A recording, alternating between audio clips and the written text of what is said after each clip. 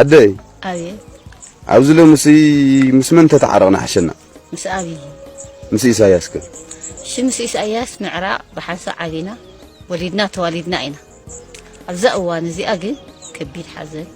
كبير نبعات أكل معنا عننا دقنا بخار عند تحارد حلفنا إنا زي أخن حلفن كلنا إتنا يقدم نكاد أنتي جزية ملؤ باهي سلاسة زنوارة جزية موائل نسيت رسيعه هيك من تعلنا أكبيت حزني نازلني أنا بس أبي يجي سكع هيك تقراين إلى تقت إتبيان تحاول وقت نبر دسي بدنا سلام كنا بردك أنا هنرئي الموت ما يتولى زي ما ترى عينا دك أنا هنرئي دسي بدنا محمر يملسن كويلنا كم إنا هنقبر ده دحا سلام كن فتحي سلام بعلو تردي وقفه كذا كل خبرنا عدنا سلز هلو كل خبرنا يا أخي جيب لينك دمصيت حدي سلام كبرات تخاتل تليلو تي في خميس أني حكومة مليسنا مزيناكم علىنا حبريتها لنا بزعباتي كونتات ناي تجراي كاب سراويت حيل سلام تجراي زول حبريتات نوع زملكت مالتيو أقدم أبيلو برد مرصا ناي إثيوبيا بزعبة مخلال تي ناي مريت ويون نمرصا دلوات كوخنا وي رأسن كخلايلو زفليه بوتاتات نيرو خباب حمشته بوتاتات زخون نعو زملكت بزحات أكالات ጫው ክብሉ ቀኒየም ነሮም يم እዚ ኸአ ህወሓት ትደልዮ መንገዲ رأيو نحنا مريتنا ملسينا نبزلنا نحنا تمازابلتنا بوتهم يملسو إنا نبزلنا أي ملسني بلالو نخويناتوني دالولو سلازي تواجينا مريتنا خنا ملس أبغوننا خونا هاي نخوينات دلوات نخونا نبلكم زلنا عدنا خنا ملس مريتنا خنا ملس سلازي كله أبغون هو واحد خونا لو نابلت قوسات تقبر كأني على لنكنه نعو كمدة بحزام مالتي أجدي دا حجون كأ خالق كأ زجدة دا أجدي دا بقى نسب باجاج نسب ايسوزو نخلهم مرحت مكاين بقديتها مرحت تكالات نسب تكالات مالتي نخلو منئسي محبر منئسيات زبحال محبر دق انستيو زبحال كله زن لمعات قجله بملء زي اقديدا هوحات بخادرتاتا بزن صمامات نبلن لمعات قجله زبحالان اقديدا سلاماو سلف بقى دقيم تعويتنا هنا بلصقنا سمعكم ما يخم نحناون كومينا خنبلصن احنا مريتنا خوسد امبر نهزبنا نابوتو خملسن نسلامن قربا يكونن بلصقنا ስለዚህ ተዋጊና መሬትና ነማልሶ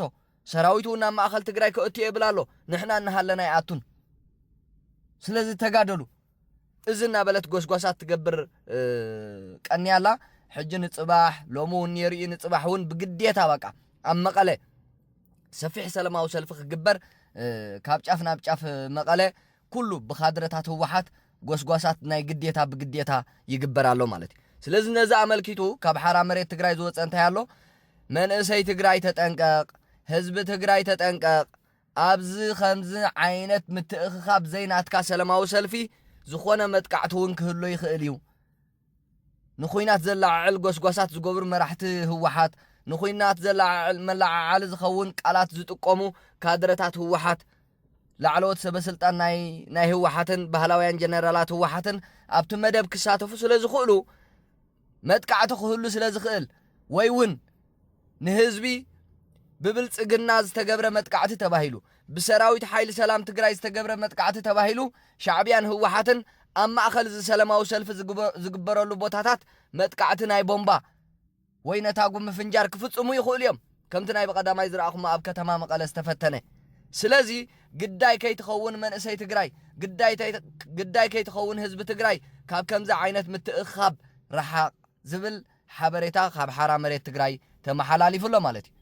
ሶ ህዝቢ ትግራይ ክጥንቀቕ ዝግብኦ ምኽንያቱ እዚ ናይ ግድን ከተግብርዎ ይኽእሉ እዮም ንመንእሰይ ትግራይ ንመላዓል ንህዝቢ ትግራይ ሓሪኑን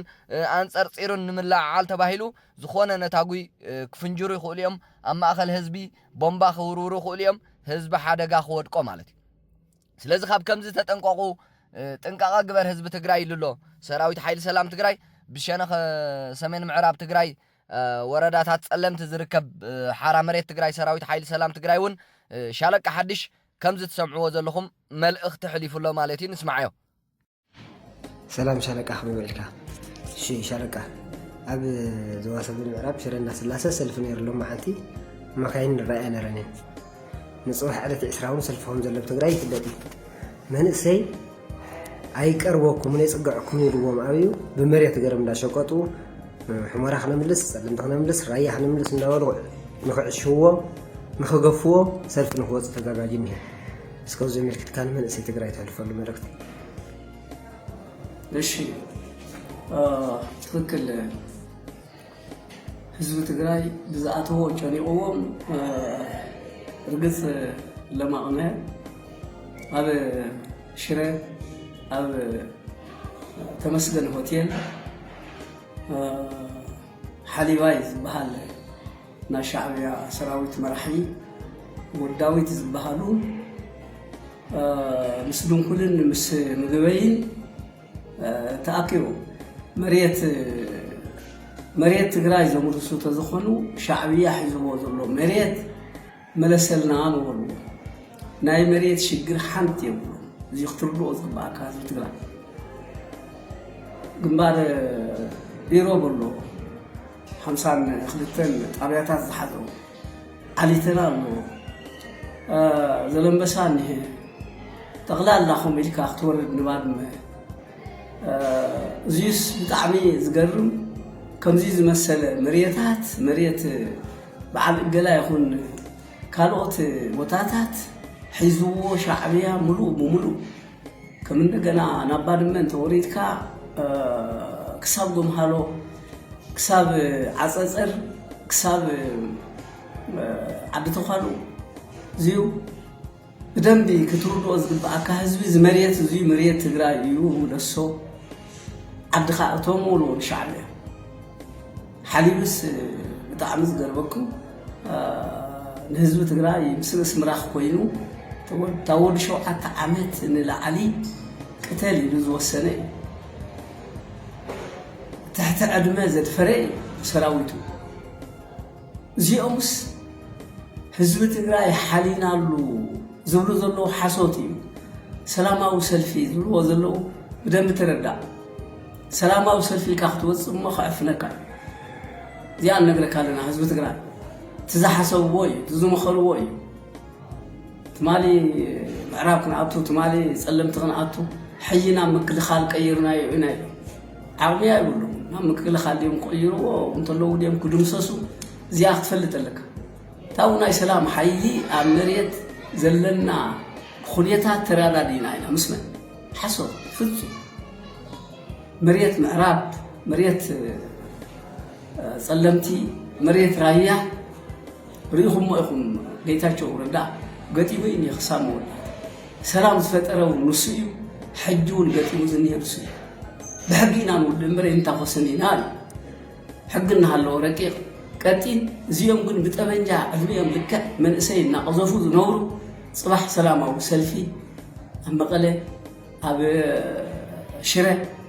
ኣብ ኩሉ ከተማታት ዝርያ መለሽ ሰላማዊ ሰልፊ ግበር ንመሬትካ ዝብሉ ሓሶት ሰላማዊ ሰልፊ ኢልካ በላዊስ ኣኪቦሞም ቀንዮም በበቐበል ክትገፍፍ ኢኻ ትባሂሉ ፖሊስስ ትማሊ ጠሊሙና እዩ ፖሊስ ኢሎም ኢፋ ዝገበሮ ደብረጽዮን ብእምኒ ገጢሙ ክንደይ ፖሊስ ዝተሰውአ ፖሊስ ክሒዱና እዩ ፖሊስ ካሕዳም ኢሉ ትማሊ ነይሩ ሕይ ግን ክትገፍፍ ኢኻ ክትሕዚ ኢኻ ይብለሉ ሓሶት ፖሊስ እውን ተጠንቀቕ እዚኣ ክትርዳእ ዝግባእካ ሓደ መንእሰይ እውን ኣይተሓዝን ሓደ መንእሰይ እውን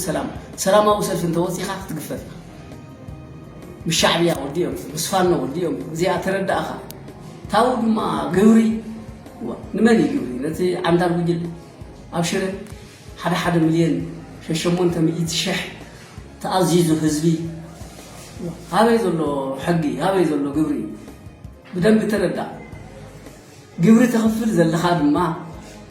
ተዓንዳር ጉጅለ ዝእዝዞ ዘሎ ናይ መንጀሩ ኢኖ ወረቐት ናይ ሕወሓት ወረቐት ተባሂሉ ተኸፍል ዘለኻ በዘን ገንዘብ እዚአን ተሓታት ምዃንካ ትፈልጥ ኣለካ እንታይ ዝገበረ ህዝቢ ኣበይ እንታይ ምስ ገበረ ግብሪ ክንዱ ዝኣክል ሚልዮናት ክኸፍል زيو دم تربى أنا نقدر كله كم تاجي من كيا ذلها أين واقعن أين سلفني الكا بوليسكون قبرنا ممهر نبار عظم لما عاد بيجلد ما تتنقى باويات مريت مسيخ ناس مليسكن حيين لاوخن منسيك زلق فادي خن ليخن زي تخكل يكون ترد ايو زي سلامه وسلف زيو نعخان مدفاي لما انت مخاين تراي سب زي ولا المخاين شروعي بتعمل زحزه سب زي ولا من يلنكم منسي كيف ابيساو صباح تمليسو تعاتلو خمسكاي زي ابدم ترد حزب تግራይ ድማ ከም ታጀምት ያዘለኻ አይተድልየን ንቦል አይተድልየን ስለዚ ኩብራት ተኸታተልቲ ሊሎ ቲቪ ተሓበሬታታት ከምቲ ዝገለጽናዮ ካብ ሓራ መሬት ትግራይ ዝወፀ ወይ እውን ሓራ መሬት ሰራዊት ሓይሊ ሰላም ትግራይ TPF ብዛዕባ እዚ ህወሓት ከተካይዶ ኣገዲዳ ከተካይዶ ንህዝቢ ኣገዲዳ ከተካይዶ ሓሲባ ዘላ ሰላማዊ ሰልፊ ናይ ናዕቢ ናይ ኩናት ምልዓዓል ሰላማዊ ሰልፊ ስለ ዝኾነ ኣብዚ ማንም ሰብ ክሳተፍ ከም ዘይብሉ ህዝቢ ትግራይ ጥንቃቐ ክገብር ከም ዘለዎ ህወሓት ባይዘወይ ንህላዊ ኣትገብሮ ነገር እምበር ንህዝቢ ኢላ ትገብሮ ነገር ወላ ሓደ የለን ነዚ ዝምልከት እዩ እቲ ዓንተቦ ዝገለጽናዮ ቀዲምና ዝገለጽናዮ ሓበሬታውን ኣቐዲምኩም ሰማዕኹሞ ኣብ ናይ መእተዊ መደብና ዝበልናዮ ንዑ ዝምልከት ካብ ሓራ መሬት ትግራይ ከምኡውን ብሸነኽ ጸለምቲ ሰራዊት ሓይሊ ሰላም ትግራይ ብወረዳ ጸለምቲ ዝርከብ ሻለቃ ሓድሽ ዘለዎ ሰራዊት ሓይሊ ሰላም ትግራይ ከምዚ ክትሰምዕዎ ጸናሕኹም ኣቦና ሻለቃ ሓድሽ ገሊጽዎ ኣሎ እስከ ኣብዚኣ ኸዓ እዚኣ ነስምዓ እስከ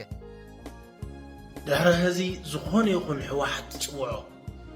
ኣይሕደግዎሞ ሰልፊ ሕደግዎሞ ኩናት ባዕሉ መርዓ ጓይላ እውን ማንም ሰብ ክሳተፍ የብሉ ዝኾነ ይኹን ትግራዋይ ማለት ክሳተፍ የብሉ ሕወሓት ትፅውዖ ሰልፊ ምሕደግዎ ኩናት ምሕደግዎ ባዕሉ ጓይላ ባዕሉ ዝኾነ ድግስ ማንም ትግራዋይ ክሳተፍ የብሉ ሓጥኣት እዩ كل شيء حواحد زلاته طفاتي خوز ما نمسك رحق نيو من كل جزء قالسي حزب تግራይ حنشاشيت بعلى حواحد طفات نايز بهر بعلى حواحد بجاريت من اسينا في سدت كخد حزبي عبد خنت كنبر حزبي كل شيء ጦርነት كله هلمسو خطفو تግራይ ክትደቅቕ እዚ ኩሉ ንሕዋሓት ይድሎ حزبون تمسات زيو أبغى مدفوم أبغى كل نجارهم سينهم كله أستوى شيء لساعات مزوم ساعات زيهم كوينكا زوجان زخونة ونوجان إكسيو جيجايو تقرأي بملو من السي بعلو جيزي يكون النيو قالو عم جاكانو كله تقرأي بخون زخولو مسام حويرو خالي وداوتات بمفتار تقرأيو عدو كركب النيو زخونة يكون تقرأي مسح واحد كل طرفيول خلاص بقى أب زخونة متأخبنا هو حقي زودي أب زخونة متأخبنا هو حاسي ما نمن سي تقرأي زخونة سبك تقرأي زبوسي أبنا هو حات أخيباتات أبنا هو حات زخونة من لا علاتنا يكوينات كساتف يبو هو حات تقبره كله كتسيين تراي زلو سلاعيته الكا رقم ميتكا كتسعر الله خطفة الله واديلكا تشاو بقى انت هلك انساب صوعته مدبات تساتف يا يرداني بقديتا ايو اذا انت زي غيركم ازي ايترخبون اذا انت زي غيركم ازي ختكون يخمه اذا انت زي غيركم ذا عينت مفرح استحوسو استفعلالي صقطታት يغبر كم زلو يرداني ግን بقى كندستخاله نفسخا مدحاني تخكلالو زحاونا زغلصا كمزي اختكون زلوا مالتي بتوسخي كالئ حبريتا ونالو زحاونا نسمع اسك حفشاو كل مالسي بزحات اكتيفيستات بزحات ابالات سراويت ناي سراويت حيل سلام تግራይ كمون بعلو سراويت حيل سلام تግራይ نزه واحد نخوينات نملعال تغبر زلا اگديدا منسيات اديتات ابوتات مراحت هايمانوت مراحت مكاين سبت كالات كل اب تግራይ زلو فطور بقديتا ابزناي كوينات ملعال بشم استخلله دست نابه محراز غعزه مريت دغل مليلا بزناي مرص ابورد ايتوبيا زوسنو بزبل مخنيات ناب كمزا عينت ناي طفات سلاماو سلف تصوع على هوحات نزحونا ونسمعيو بتخكل غليصو له سلازي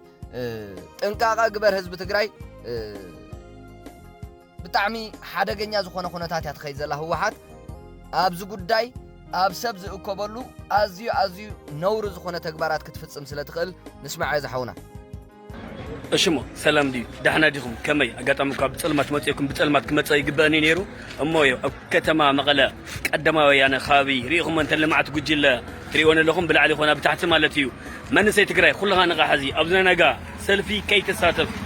ኣይምልከተካይ ከይትሳተፍ ምክንያቱም እንታይ ይብለካ ኣለኹ መስኪልካ ነብዚ መንእሰይ ትግራይ ንቓሕለይ ኣብዚ ኢኻ ትነቅሕ ልግበአካ ናጋ እንድሕር ለይወፂኻ 5,000 ቅፅዓት ትበሃል ኣለኻ መንእሰይ ትግራይ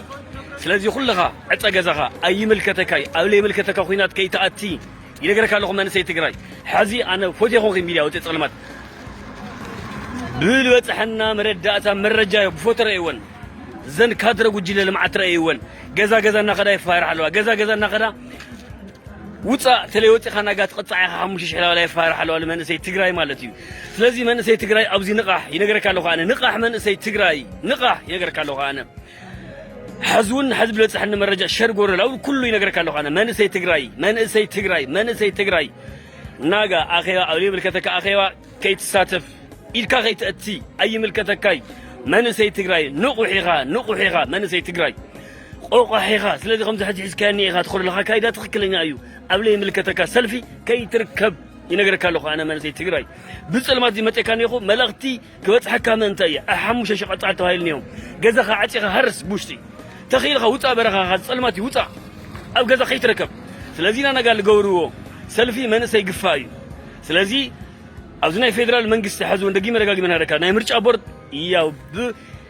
جاقانو مرحتنا ويخا جاقانو تتعنو فترتي أبدي سواللو مرحتنا ياو ريخم يغم لما عن تلوتو مالتي مرجع بورد ياو بيت فردي تأكيد له مالتي سلازي كابزي تردينا كلها منسي تግራይ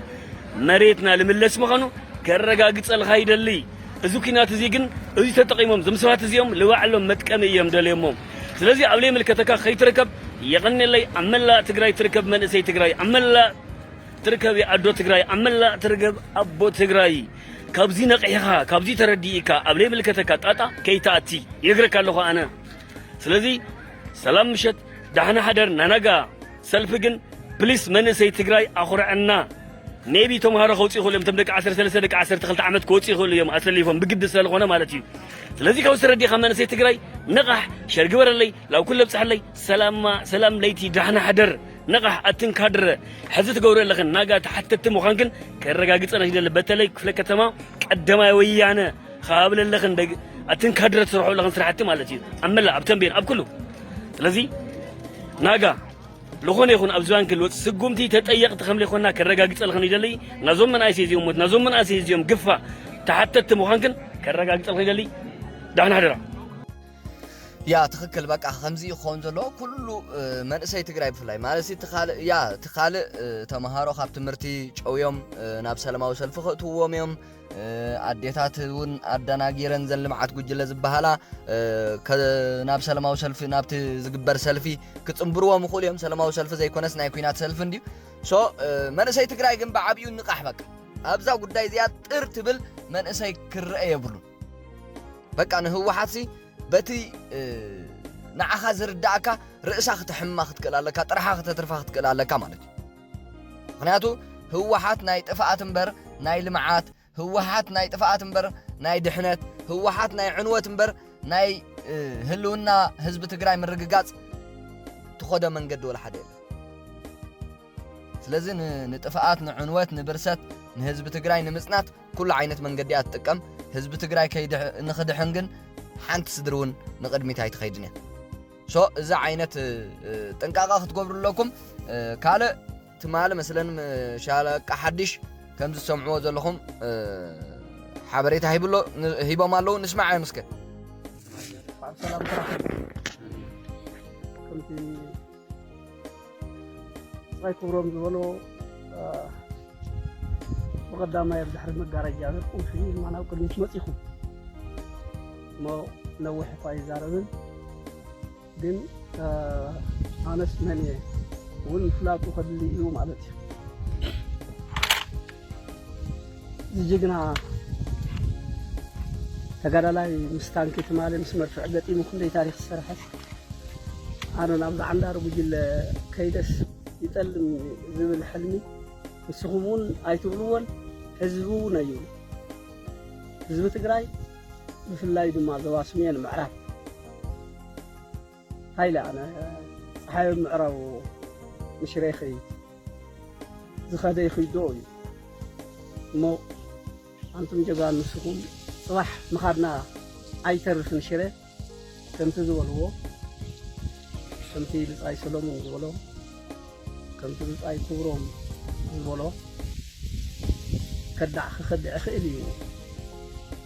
ከዳዕ ከም ዘለውን ክትፈልጡ ኣለኩም ንስኹም ግን ወይ ከፈተኽ ፍጹም ሓድሽ ወለ ገብርኤልስ ክልተ ግዜ ይዛረብ ኢሉ ሕልሚ ታንኪ መሪኹ መድፍዕ ሒዙ ኸይዱ ድሽካ ሒዙ ኸይዱ እኳ ሓቆም እዩ ወይ ርኢኑ ስለ ዝነበሩስ ምስ ከማኹም ዝበሉ መናእሰይ ክንደይ ታሪክ ሰሪሕና እዩ ግን ክንማርኽ እንተኾይንና ንዕኦም ኢና እዩ ትማሊ መዓልቲ እንታይ ይብሉ ነይሮም ትማሊ መዓልቲ ዕለት 7 ምዕራብ ተዘይኣቲና ሞይትና ኣለና ኢሉ ኢሳያስ እንታይ ኢሉ 9 ዓመተ ምህረት ባድመ ለቐቕና ማለት ዓሪባ ደይሉ ኣብ ሳልስቲ ምስ ለቐቐ ድማ እንታይ በለ ባድመ ዝወዓለ ባዕሉ እዩ ዝፈልጣ ኢሉ ከምኡ ይበለኒ እዩ ኢሳያስ ማእኸል ኤርትራ ምስ ኣተና እንታይ በለ ባድመ ዝወዓለ ባዕሉ ይፈልጣ ኢሉ ሕጂ እንታይ ይገብሩ ኣለዉ ናብ ከም ፅሒራ ናብ ጉድጓድ ምፍሓር ኣትዮም ክበልዑና እዮም ኢሎም እዮም ክብልዑ እዮም ሓቆም እዮም እምበር ኣነማ ኣይከድን ንዓኹም ገዲፈ ነገር ይኽእል እዙይ ብደንቢ ክትርድእዎ ዝግባእ ቅድሚኹም እውን ክንስውቃ ኢና ዝግባአና ኣጋጥም ኮይኑ ዕዱል ኮይና ኢና ፀኒሕና እምበር ናኮ ክንደይ ዓመት ተዋጊና ኢና ግልፅ خدع عبيدن بطعم الحزن كل من سيهليقه كم እንደገና مشعبيان مصفانون ኮይኖም ነትትማሊ ናይ ዶ ማህፀን ብምስማር ዝወገአ ብሸውዓተ ሸሞንተ ሰብኣይ ሕዋትናን ደቅናን ዝደፈረ ማለፋኖ ኣብ ዞባ ሰሜን ምዕራብ ዝርያ መለሽ ደቅና ዝወደአ ትማሊ ብዕራይ ሓሪዶም ኣብ ረኸባ ኣብሊዕሙ ንዓኹም ግን ይብሉ ትማሊ ብታንክ ተረገፅ ትማሊ መድፍዒ ይቕተልካ ትማሊ ድሽካ ኣፎ ምስትሕዝ ነርካ ጠሊሞ ናይ ትግራይ ህዝቢ ጠሊሞ ምስ ሻዕብያን ምስ ፋኖን ዓሪኾም ፀሓይ ዓሪባቶ ህዝቢ ትግራይ ኣብዩ መንእሰይ ይለቅቕን ሕይ ድማ ከግፉፎ ብናይ ሻዕብያ ወታደር ገሩ መንእሰይና ከንፅት ይጓየ ከም ዘሎ ክትፈልጡ ያ ንዓኹም እያ ትፅበ ዘላ ብፍላይ ዞባ ሰሜን ምዕራብ ኣብ ደደቢት ተጀሚራ እታ ታሪክ ኣብ ደደቢት ድማ ክቕበሩ እዩ እዚኣ ሓዝዋ ኣብ ደደቢት ተጀሚራ ጀጋኑ ብ10 ብልጦት ብ5 ብረት ሕጂ ድማ ናብ ደደቢት ኩሎም ተጓሒፎም ይመፁ ኣለዉ ኣብኣ ክቕበሩ እዩ እታ ናይ ታሪክ ባዕሉ ክተፍኦም እዩ ታሪክ ግልፂ እየ ዝነግረኩም ዘሎ ብደንቢ ትረዱ ሓደ ጉዬ ሓደ ገደፈና ሓደ ከምዚ ገበረና ኢልኩም ሸተተት ከይትብሉ ሕድሪ ክብለኩም እየ ዝደሊ ኣለኹም ዶ ኣለና ኢና ብጣዕሚ ወይ ከፈተኽ ኣብ መትከልካ ፍጹም ፅባሕ ኣብ ሽረ ኣቲና ከምቲ ዝበልኩሞ ክነዋግዕ ኢና ትማሊ መፅኦም ዶ ይበሃሉ በዓል ሻለቃ ሓዱሽ ኢላ ምስቲ ናይ ሰላም ሓይሊ ምስቲ ናይ ሓራ መሬት ሒዞሞም በኣትዮም ክብል ድማ መይሱ ክልተ ግዜ ክዛረብ ትኸዳዕ ክልተሻውኩ እየ ክዛረብ ክልተሻውኳ ተዛሪቡ ነጊረዮም እዮም ብምድያ ኣነማ ማይ ፀብሪ እየ ዘለኹ ኣነማ ምስቲ ሰራዊት እየ ዘለኹ ፅባሕ ይኹን ሎሚ ንስኻ መሬት እንተይሓስካ ዝመፅኽ ይመስለካ ከም ጭርናዕ ድማ ክስቀለካ እያ ትጅግና ናይ ሓራ መሬት ናይ ሰላም ሓይሊ ሒዝና ክንመፀካ ኢና ኢልና ኣይበልናዮም ኒና ብምድያ ተዛሪበ ሰሚዕኩሞ ሕጂ ድማ ምሳኹም ኮይንና ከምቲ ዝበልዎ ብፆት مساهم كنا عجوكم منينا إنا حاسيهم يوم زحاسهم مخانو من تخفلت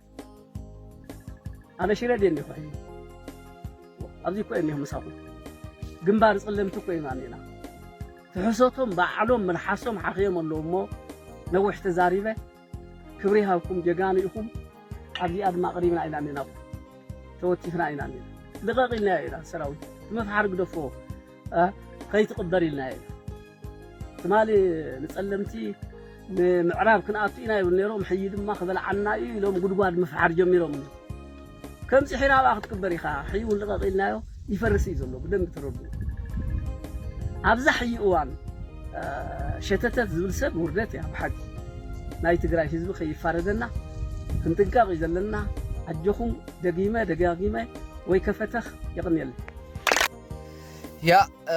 شالك حدش أبونا شالك حدش كاب سمين معراب تقرأي وردات ألمت سراويت حيل سلام تقرأي TPF تخكل قناع حبريت أيو يا سراويت حيل سلام تقرأي نهزب تقرأي انكو مدحنيو نهزب تقرأي كدحن زخيل قريتو تلاعيل زلو حيلي سراويت حيل سلام تقرأي سلازي مزا مدب كقرفكم نحرا مريت تقرأي سراويت حيل سلام تقرأي تقلت مدب صبقت مدب يا نسمعها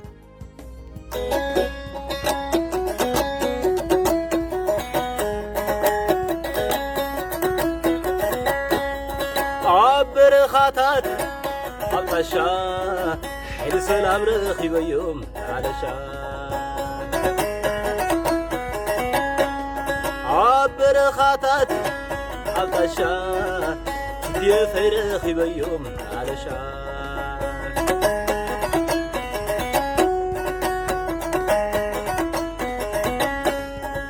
نحرلت لسلام سودمو عمتات ناي تقراي ككبو شكونتنا نابحقي كغربو نوصل حزبنا سلام كبو ما خروقني يوم كلا قبو سعو مناسي لأركبو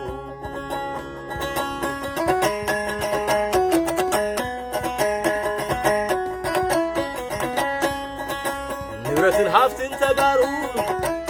يقرن توريو كبر الحبن تقارو كرفن تدفو تكيفي حيا العقو ونتا تقراي قمقيمو حزبناكو سلامو يدوانو عود قستيمو يجنا خاطرو عبر خاطات عقشا حي سلام رخي بيوم علشا عبر خاطات عقشا تكيف رخي بيوم علشا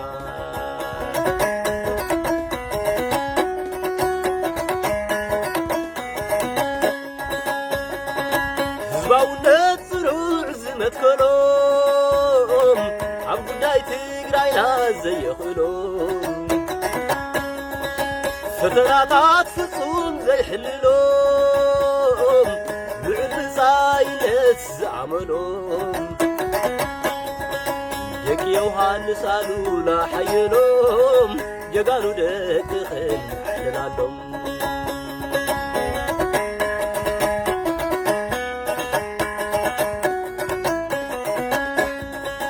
مريتن هافتن تقارو يقرن توريو كبر الحاول تقارو يرفن تلفو تكيفي حيا العقول ونتا تقراي قمقيمو حزبناكو سلامو يدولو عسكسيمو يجقنا خبرمو خبرمو يجلت سنايقرمو يجقنا خبرمو بعد سري بعد حبو ولاي تروح دقيم سيدربو سقرباخو وصابو يبل حياتي يصابو يبل حياتي يصابو يبل حياتي صدقي قالسخا سعات تحلفونا لخا وحبو صنعات بحرات كابسورم نقلكا سلام هبو هزمنا قلتفلكا